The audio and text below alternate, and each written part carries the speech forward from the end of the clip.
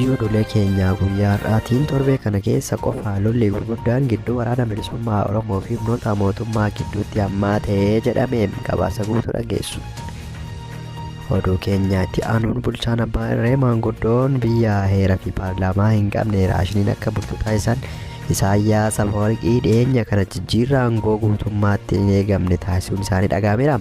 Bifuma kanaan nama aangoo isaanii dhaalu qopheeffachuun isaanii dhaga'ameen gabaasa guutuu dhageessu. Oduu keenyaatti aanuun gamtaan Awurooppaa Itoophiyaatti argamu qophiin waraanaa adda bilisa baasaa uummata Tigraay kan TPLF lafa irratti geggeessu akkasumas hojii dirqamaan loltoota filachuu fi leenjisuu isaa gadi fageenyaan balaaleffatee jedhameen gabaasa guutuu dhageessu. Oduu keenya xumuraa fi biyya alaatiin pireezidaantiin Ameerikaa Doonaald Tiraamp waliigaltee dhukaasa dhaabiinsaa yoo fashale Iraan kana booda deebitee hin jiraattu jechuun bifa kanaan dura dhaga'amee hin beekneen garmalee sodaachisaniiru jedhameen maaltu ta'e kan jedhu gabaasa guutuu dhageessu. Alaamanni isaa namna gaadaa wanta biiftuu miidiyaa oduu guyyaarraa qabanii dhufneen dhufaana turaan affeerraa keenyaam. Oduu keenya jalqabaatiin torbee kana keessa kutaalee bal'oo Oromiyaa adda addaa keessatti lolli babal'achuun qabameera. Keessumaa zoonii lixaa fi kibba lixaa keessatti iddoowwan tokko tokkotti lolli hammaataan dhiyeenya kana gaggeeffamaa jiraachuun ibsameera. Waraanni bilisummaa Oromoo waboon gama isaatiin ibsa baaseen tarkaanfiiwwan adda addaa humnoota mootummaa irratti fudhadheera jedhee kan gabaase yoo ta'u, hidhamtoota hiikuu fi buufataalee waraanaa tokko tokko to'annoo jalaa oolchuu isaas mirkaneessee jira jedhame. Gama biraatiin humnootni ittisa biyyaa fi poolisiin addaa naannichaa tarkaanfii birmadummaa biyyaa fi nageenya kabachiisuu deeggaruun sakatta'iinsa gaggeessaa jiran kanaan injifannoo guddaa argachuu fi naannoo tasgabbeessuu irra kan jiran akka ta'e deebii kennanii jiru.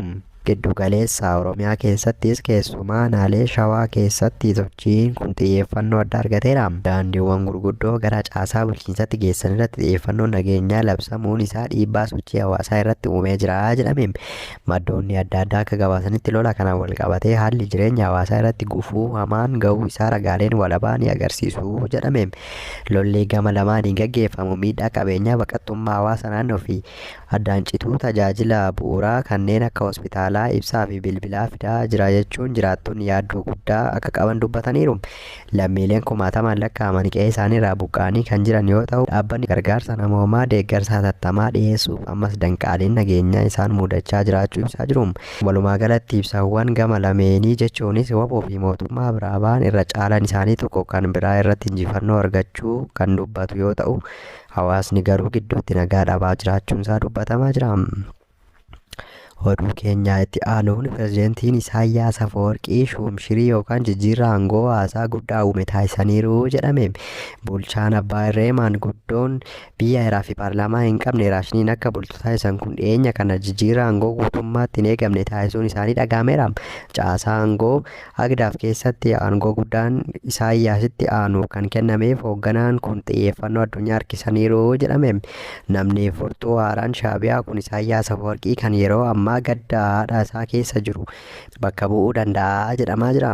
Gabaasaa BBC'n afaan Tigraay baaseen Isaayyaas Afeworqii aangoo haaraa kennuu isaanii kan ibse yoo ta'u, aangoon kun muudama Eertiraa keessatti isa lammaffaa guddaa ta'uusaas eereera.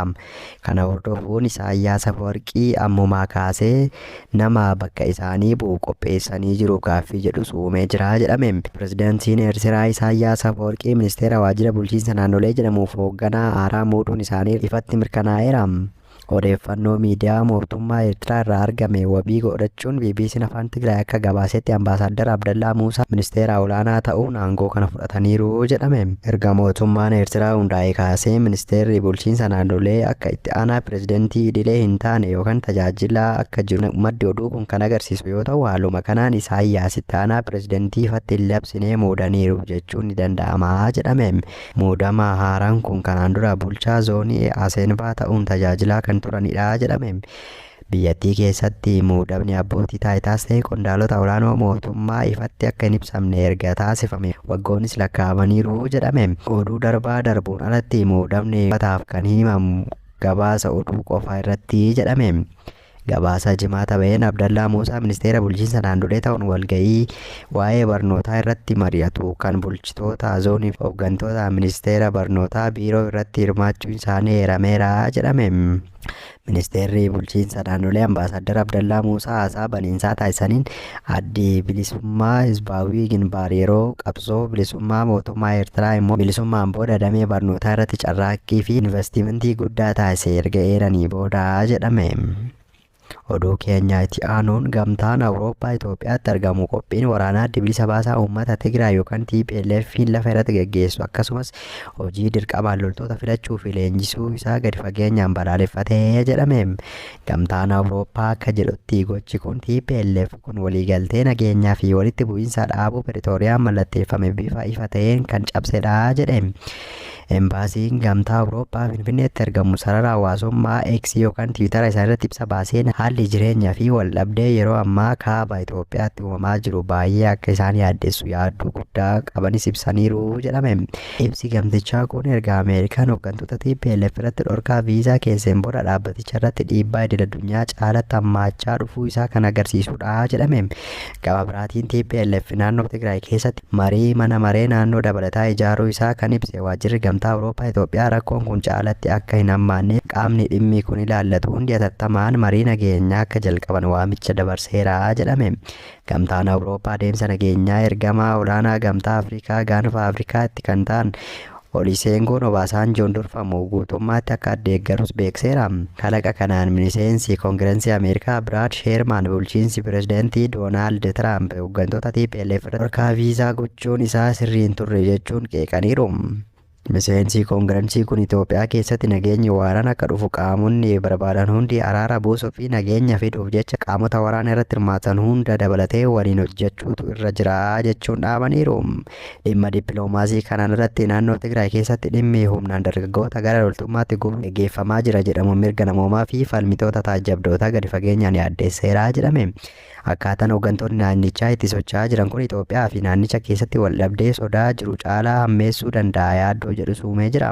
Oduu keenya xumuraatiin pirezidaantiin Ameerikaa Doonaald Tiraamp waliigalteen dhukaasa dhaabiinsaa yoo fashalaa'eeraan kana booda deebitee hin jiraattu jechuun bifa kanaan dura dhagaamee hin beekneen gara malee sodaachisaniiru jedhame. Tiraamp ibsa kanaan dura baramee hin beekne fi jabaa kanaan kan dubbatan erga ajaja isaaniitiin humnootni giddugaleessa Ameerikaa seentikoom magaalota Iraan hedduu keessatti taargeetota waraanaa irratti haleellaa raawwatanii boodadha. Tiraamp ibsa isaanii maastariitii hawaasummaa Truth Social irratti barreessaniin yeroon Ameerikaan bifa tasgabba'aan itti yaaduu hin dandeenye dhufuu akka maluu fi waraanaan milkiin eegala bifa kanaan dura hin eegamneen dhuma itti gochuuf akka dirqaman beeksisaniiru jedhame.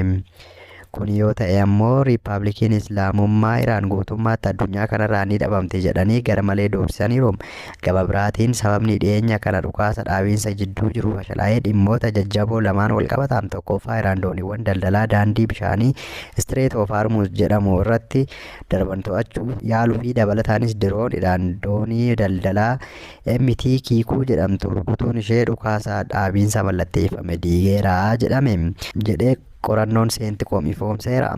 Lammaffaa Iraan gama isheen Ameerikaa waliigaltee diigdeetti jettee falmiti. Akka deebiitti kennituufis buufataalee waraanaa Ameerikaa kanneen Joordaan, Baahireen fi Kuweet keessatti argaman irratti misaayilaa fi dirooniin tarkaanfii fudhachuu ishee ibsiteetti. Keessumaa buufataa waraanaa bishaanirraa Ameerikaa Fiivz Fileet jedhamu kan Baahireen keessa jiru irratti xiyyeeffataniiru jedhame. Oduu namaaf qabanne kanuma.